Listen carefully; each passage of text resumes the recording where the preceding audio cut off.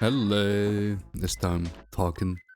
So yeah, my birthday was yesterday, and if you saw the video, I did record it, but I did come home late because I was hanging out with friends. Not because it was my birthday, just because we hang out every week, and it just happened to be my birthday. They barely even knew it was my birthday, not because we're like terrible friends or anything. Just I don't know, we're just guys who don't really care that much about their birthdays. But one friend did have it in his calendar, but he wasn't sure if it was right, since he did say he had it happen before, that like someone would be on his calendar with their birthday, and then it wouldn't be their birthday. It would just be wrong 2 days off or something. So he just yeah, it's my little birthday setup. So he just quietly asked like another friend, like, "Hey, is it Jim's birthday?" Or and then they asked me like, "Is it your birthday?" And I just said like, "I don't know, is it?" But yeah, it was nice. Nothing too special, but I got some birthday cards. I passed 100 subscribers. That's pretty cool. I'll just push this to the side and place these bonsais back down. That's not a bonsai.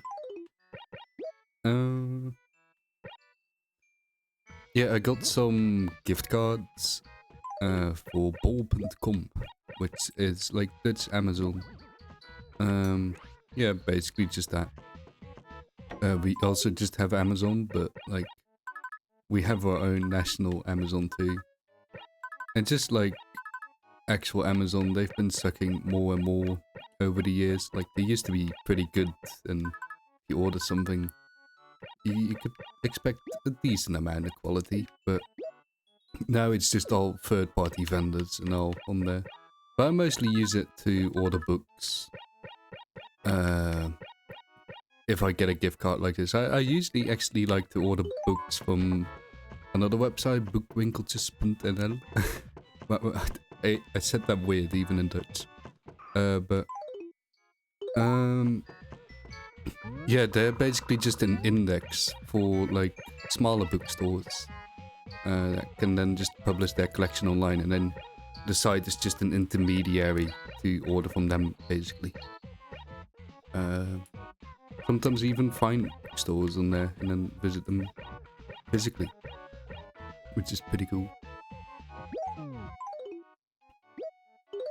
I remember one bookstore, they were so sweet, because I came there all the way, it was all the way in the north of the Netherlands, in the city of Groningen. And I basically went there for the bookstore, not really, also because I wanted to visit Groningen, but like I just needed an excuse to go there, so the bookstore was that, the excuse, but like I did still want to go to the bookstore. And it was just this really small bookstore in like a shared building. I visited the first time and I thought they were closed, because the door to the shared building was like kinda stuck, and I just assumed it was closed. And I came back later, but yeah, then I thought it was still closed, but no, the door was just a bit stuck. And then I went inside, and yeah, you have to like go up a stair, and then just tucked away, there's this bookstore technically, and it was just a guy sitting there with his laptop, who operated the bookstore. We had a nice little talk. It was like a left-wing type of bookstore. So we talked about that kind of stuff. And the books they had. And yeah, that was pretty sweet. But yeah, I just used the gift cards to order my books from the evil Amazon clone instead. Doesn't really matter in the grand scheme of things, but it makes me feel nicer when I order from like a small bookstore. So if also I just have a better experience ordering online. There's something hidden in F5. Oh wait, did I? Oh, I actually got different furniture this time from before my game crashed. So I can't even make the little decorated area I made then. But I'll see if I can.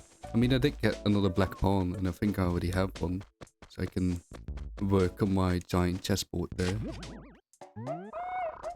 But yeah, I've also had just good experiences with ordering from small bookstores online, because sometimes they like attach a little postcard or something, and it feels sweet and all. You know.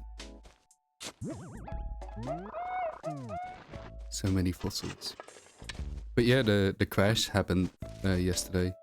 I added some text, stayed up way too late to edit all that in. But yeah, I think I'm not, because like I was on an older version of the game, and the recent patch notes did mention a crash fix, so I think it might have been that.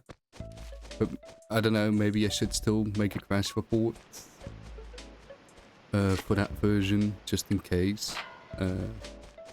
I don't want to link to my YouTube video though, and I guess I'll have to upload the raw footage to retransfer or something. But I don't know. The second black pawn.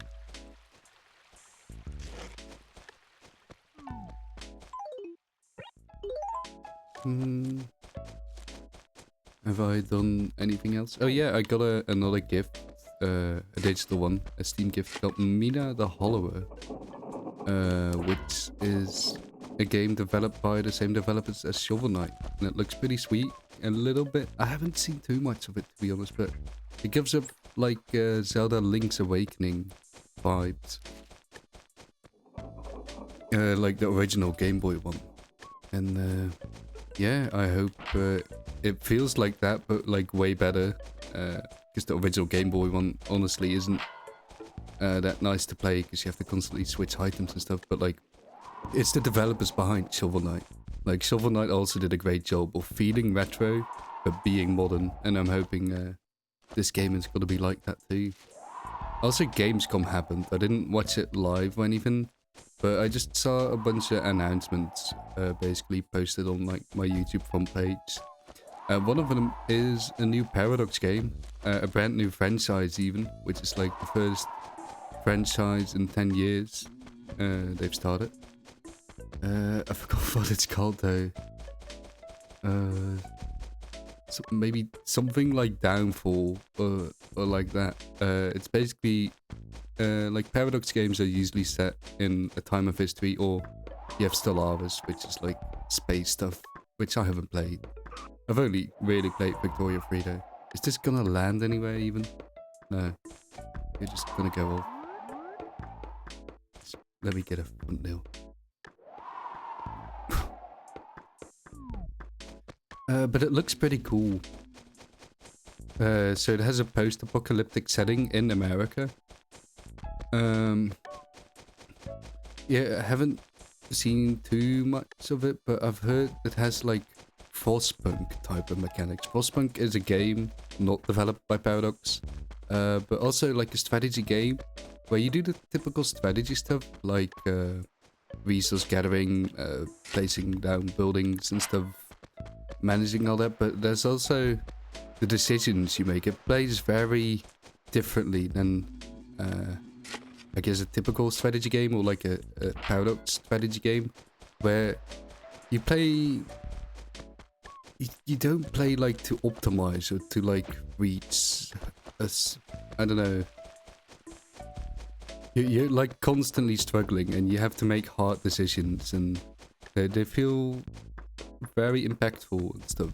And I really like that game, and I hope the new Paradox game has that same feeling to it. But we'll see. I mean, Paradox games do have a reputation of sucking on lines, so Red will be here August 29th. Another thing that I saw that got announced was The Witcher 3 Remastered, and when I first saw the trailer like appearing on my front page, I was like, Did they really have to remaster it? And then I clicked on it, and it does look good. It looks good, and they revised some stuff like the skill tree, and that's nice. And I hope it's good. But the one thing I really like about it is that if you own the game already, the original game, it's just free. Like in this year. Like, that's so cool of them to just make it free. Like, I was like, okay, I'm not gonna pay 60 euros for a Witcher 3 remaster, but no, it's free, and now I'm like actually excited to check it out, because I do really want to replay the Witcher 3. I did a first playthrough and really enjoyed that.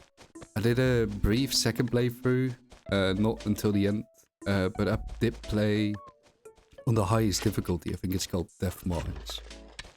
But I really liked that playthrough because it forced me to engage much more with the game's mechanics. I had to like actually read the compendium about the different monsters and stuff, and that way you learn a lot more about the world, and I guess you get immersed a bit more.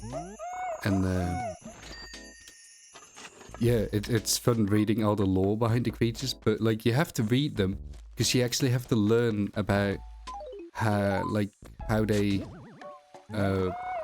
behave, I guess, and also their weaknesses and stuff. There are tons of different potions and oils and different weapons you can use and different runes you can cast in The Witcher 3. And yeah, it's a very cool, complicated, like deep combat system. But if you're just playing on like a normal difficulty, you don't really notice it too much because you can kind of just get a strong weapon and slash your sword all about. And yeah, but on the hardest difficulty, you can't just do that. You will die. You have to like also really engage with dodging. Kind of what I feel like Dark Souls would be like, even though I've never played a Souls-like game. I really want to do that someday, but there's so many things I want to do someday. But yeah, learning about the different weaknesses and then like feeling out you have to prepare to encounter this monster, and then so you learn all the recipes to these potions and oils, and then you see the monster and like, yeah, I'm prepared, and I don't know, it's just such a fulfilling feeling. And yeah, I can't wait for the Witcher 3 remaster to release next month already, I think, and then play on the highest difficulty again. Don't know if I'm gonna play at launch, but we'll see. It is a long game though. And I've still never checked out the DLC. I think they're even making a new DLC for The Witcher 3, which is also really cool. So yeah, I'm hoping to also check out the old DLC and the new DLC and all the different things added in the remastered version when that releases. Anything else at Gamescom? I don't know, I feel like I did see some other stuff go by, but nothing I really remember. Humankind 2 is a thing. I vaguely remember Humankind being like a thing. It's a strategy game that basically just looked like Civilization but different, and I think it kind of flopped at launch, so I'm surprised they're doing a second one, but don't know too much about it. Valheim got a new trailer, which I haven't watched yet, but yeah, it's about time for the last update of yeah, I mean, I'm thinking like, do I have to explain for every game what it is? But I mean, if you're unfamiliar with the game, it is nice to know. Valheim is like a survival crafting game, but like it goes on for very long, and there are tons of items and upgrades you can get, and it does keep getting way more difficult. Like the difficulty curve just goes up and up, but it is kind of fun in that way, but can be infuriating too because of that. And there's a trash bin here. I'll get that.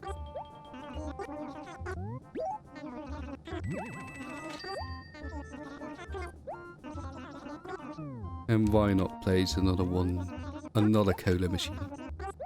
I think there's already one outside.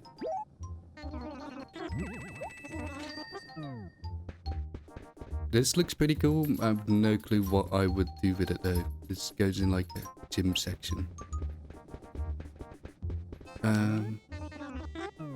I was thinking, I think while cycling home from work or something, I really want to make a game room, a game basement in my house. I think that'd be cool because this game has tons of, and my bird is screaming, I'm sorry. This game has tons of like Nintendo stuff, and as a kid I always had this dream of becoming a Nintendo collector. I don't have that dream anymore. I think it's kind of just, it doesn't really fulfill me to like buy branded figurines and stuff and all that. I'd much rather just play the games. But it is cool to do in a game, so yeah, I'll do that someday. The series is far from over. Got plenty of time.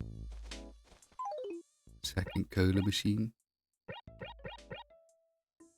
Trash bin. Can go next to it. There we go. Also, channel's been doing like really well. As I said, the past 100 subscribers. Views have been up and stuff. Been getting some nice comments. So just thank you if you're watching this. If you've watched before. Yeah, just cool that you're checking this out. And I appreciate it.